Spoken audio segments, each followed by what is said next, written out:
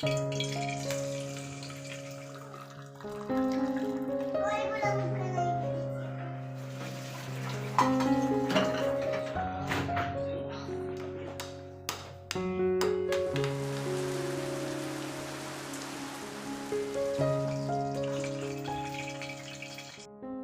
প্রত্যেকের জীবনে বেঁচে থাকার জন্য টাকা পয়সা, অর্থবিত্ত এগুলোর অনেক বেশি প্রয়োজন।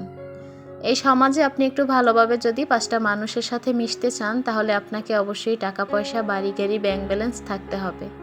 আর এগুলো যদি আপনার না থাকে, তাহলে দেখবেন আপনাকে সবাই ফুটবলের মতো এখান থেকে লাথি মারছে ওখানে, ওখান থেকে লাথি মারবে এখানে।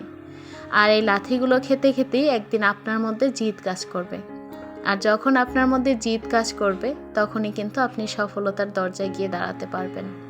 হ্যালো এভরিওয়ান, আসসালামু আলাইকুম, welcome back to my another new blog. সবার কী অবস্থা, কেমন আছেন? আই হোপ সবাই ভালো আছেন, সুস্থ আছেন। প্রতিদিনের থেকে আজকে সকালের নাস্তাটা একটু ভিন্নভাবে করছি। এই ডিম দিয়ে মুড়ি, এই খাবারটা আমি ছোটোবেলা থেকে অনেক খেয়েছি। আমার কাছে অনেক বেশি পছন্দের একটা নাস্তা বলতে পারেন। আপনারা কে কে ডিম আর মুড়ি এভাবে খেয়ে থাকেন একটু কমেন্ট করে জানাবেন তো। তো এখানে হচ্ছে এজন্য ডিম অমলেট করে নিচ্ছি আর মুড়িটা একটু ডিমের তেলে ভেজে নিচ্ছি। তাহলে আমার কাছে মনে হয় এটা খেতে অনেক বেশি ভালো লাগে। আর এটা আমার 2 ছেলেও পছন্দ করে, সেই সাথে তাইফের বাবা।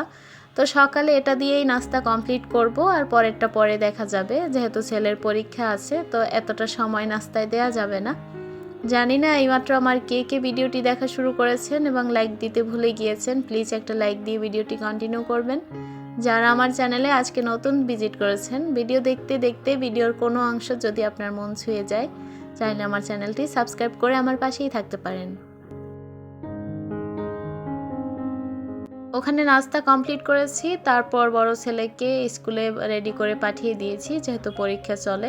তো এই জন্য সকালবেলা ওকে রেখে অন্য সব কাজে মন দিতে যাই না একদমই। তো এখানে দেখতে পাচ্ছেন আমার ছোট রাজা কি করছে। সে কিন্তু যখনই আমি একটু ওর চোখের আড়াল হই, তখনই সে শ্যাম্পু, লোশন, ক্রিম যাই হাতের কাছে পায়, সে মনের মতো করে হাত পায়ে দিতে থাকে। আর ইদানিং আর একটা ব্যাপার লক্ষ্য করছি, সেটা হচ্ছে ও প্রচুর পরিমাণে ভেজলিন খায় যখনই একটু হাতের নাগালে পায়। আমি সবসময় সেরে রাখার চেষ্টা করি, কিন্তু ও তো এখন মোটামুটি বড় হয়েছে।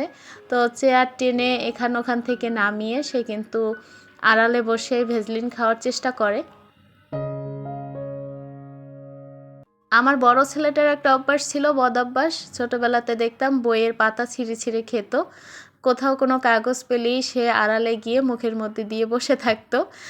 জানি না কার কার বাচ্চারা এমনটা করে। আর এই যে ছোট রাজা, তাকে দেখতে পাচ্ছি সে লোশন, ক্রিম যাই পায় হাত পায়ে মাখবে, সেই সাথে সে ভেজলিনটা খাওয়ার চেষ্টা করে। তো আমি ছোটোবেলায় এগুলো খেয়েছি কিনা সেটা তো ঠিক বলতে পারবো না, হয়তো বা মায়ের কাছে জিজ্ঞেস করলে জানতে পারবো। তো এখানে হচ্ছে ওকে খেলতে দিয়ে আমি একটু একটু করে ঘরের কাজকর্ম করছি।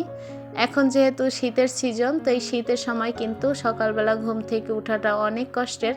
তো সকালে ঘুম থেকে উঠে শীতের সময় একটু দেরি হয় উঠতে, তারপরেও চেষ্টা করি তাড়াতাড়ি ওঠার। আর ছেলের পরীক্ষার জন্য আরও তাড়াতাড়ি উঠতে হয়। তো আজকে একটু ঘুম থেকে অনেক দেরি করেই উঠে ফেলেছি।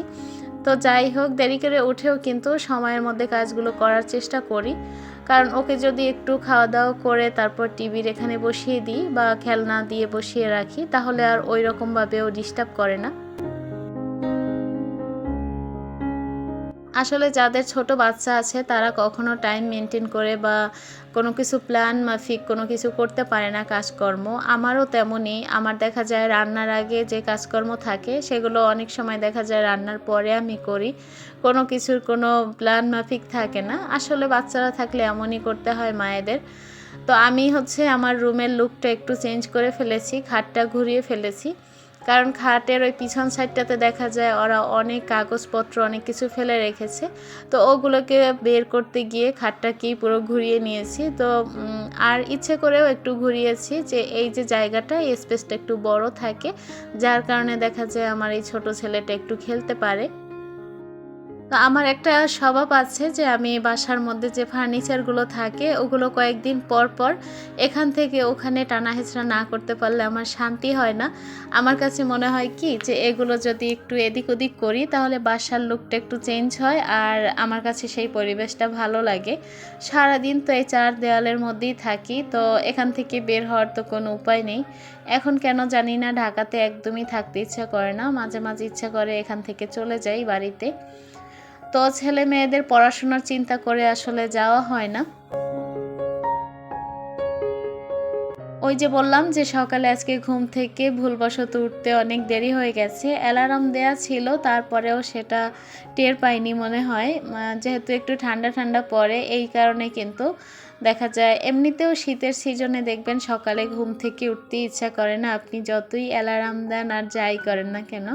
তো যার কারণে হচ্ছে আজকে প্রত্যেকটা কাজ করতে একটু দেরি হয়ে গেছে। তারপরেও আমি কিন্তু সকালে ঘুম থেকে উঠে সময়ের মধ্যেই সব কিছু করার চেষ্টা করি। ছোট ছেলেটা যদি ডিস্টার্ব না করে তাহলে আমার এই কাজগুলো করতে না তেমন একটা সমস্যায় পড়তে হয় না। বাসার মধ্যে তো আর আদার্স কোনো পার্সন নেই যে তাকে সময় দিতে হয়, বা সেই জন্য কাজের মাত্রাও বেশি থাকে। যতটুকু কাজ থাকে সেটা এক হাতেই করতে পারি, সেজন্য আর তেমন একটা সমস্যায় পড়তে হয় না। আর এই যে থালাবাটিগুলো পরিষ্কার করলাম না, আর এটা যে অফ ক্যামেরাতে কতবার করতে হয় সেটার কোনো হিসেব থাকে না। আগে বাড়িতে মাকে দেখতাম যে বাসায় একটা কাজের মহিলা ছিল, সে কাজ করতো ঠিকই, কিন্তু সে সকালে সেই থালাবাটি পরিষ্কার করে যাবার পরেও আমার মা কিন্তু হাজারো বার পুকুরে গিয়ে থালাবাটি পরিষ্কার করতো। কারণ দেখা যায় যে একটা সংসারে কিন্তু হিসেব করা কোনো কাজ থাকে না, বেহিসেবি কাজই বেশি থাকে। আপনি এই ঘর ঝাড়ু ধরেন, এই ঘর ঝাড়ুটাই আমি যদি সকাল থেকে বিকেলের মধ্যে যে আমি কতবার দিব সেটা ঠিক আসলে হিসেব করেও বলা যাবে না। কাজের খালা এসে ঘর মুছে যাবার পরেও কিন্তু অনেকবার ঘর ঝাড়ু দিতে হয়, সেই সাথে বিছানা যে কতবার গুছাই সেটাও বলতে পারবো না। আসলে বাচ্চারা থাকলে এমনই হয়, যখন ওরা ছিল না তখন কিন্তু আমার কোনো কিছুতে সময় যেত না, শুয়ে বসে দিন কাটাতাম। আর তখন একটা টিভির ব্যবস্থাও ছিল না, যখন আমি ফার্স্ট টাইম ঢাকাতে আসি আমার একটা জায়ের সাথে তখন ছিলাম। তো তখন তো একটা রুমের মধ্যে ছিলাম, টিভিও ছিল না, একাই সময় কাটাতাম, আর তখন কিন্তু সময় যেত না। তো মোটামুটি ঘরের কাজকর্ম কিন্তু খুব অল্প সময়ের মধ্যে সেরে নিয়েছি, আর এদিকে কাপড়গুলোকে ভিজিয়ে দিচ্ছি। তারপরে দুপুরে রান্নাবান্নার কাজে চলে আসলাম। তবে আজকে যেহেতু দেরিতে ঘুম থেকে উঠছি, তার মধ্যেও কিন্তু আমি খুব অল্প সময়ের মধ্যে সব কাজগুলো এক হাতেই কমপ্লিট করতে পেরেছি। আর এখন রান্নাটাও করে নিব। মাঝে মাঝে ইচ্ছা করে সকালে ঘুম থেকে উঠে নাস্তা সেরে দুপুরে রান্নাটা কমপ্লিট করে নিই, কিন্তু সেটা আর করতে পারি না, কারণ একটার পর একটা কাজ সামনে এসে দাঁড়িয়েই থাকে। আমার খালাটা যদি সকালে এসে কাজ করে যেত তাহলে আর আমাকে এত সমস্যার মধ্যে আসলে পড়তেই হতো না। তো যাই হোক, কিছু করার নেই। তবে মাঝে মাঝে ইচ্ছা করে যে সকালে তাড়াতাড়ি দুপুরে রান্নাটা সেরে বাকি কাজগুলো পরে করব, কিন্তু ওই হয় না যে সময়ের যে কাজ সেটা যদি আপনি সময় না করেন পরবর্তীতে সেটা কখনোই করা হয় না। আর আপনি করতে গেলেও কিন্তু আপনার সেটা করার মতন মন মানসিকতা থাকে না। তো এখানে হচ্ছে এই মাছটাকে কী নাম বলবো আমি জানি না, এটা সাগরের একটা মাছ, মাছটা অনেক বেশি ভালো খেতে। এই মাছটা হচ্ছে আমার শ্বশুর মশাই আমাকে খাওয়া শিখিয়েছে। আমার বিয়ের পরে হচ্ছে শ্বশুরবাড়িতে যাবার পরেই আমি এই মাছটা খাওয়া শিখেছি। আমার শ্বশুরমশাই এই মাছটা খাওয়া শিখিয়েছে, তার কারণ হচ্ছে তারা অনেক ধরনেরই মাছ খায়, যার কারণে দেখা যায় আমি তাদের কাছে যখন ছিলাম কিছু কিছু মাছ খাওয়া শিখেছি। আর আমার বাবা সে হচ্ছে সাগরের কোনো ধরনের মাছ সে কিনতো না, বা বরফ দেওয়া মাছও কিনতো না। আমাদের বাড়িটা কিন্তু নদীর কাছাকাছি আমার বাবার বাড়িটা, তো এই জন্য আমরা কিন্তু সব সময় তরতাজা মাছই খেতাম। যার কারণে এই সব ধরনের মাছ কিন্তু কখনোই খাওয়া হতো না, আর শিখিও নাই। যার কারণে শ্বশুরের কাছে আসার পরেই কিন্তু সে এই মাছগুলো কিনতো, আর আমি মজা পেয়ে পেয়ে আসলে খাওয়াটা শিখিয়ে গেছি।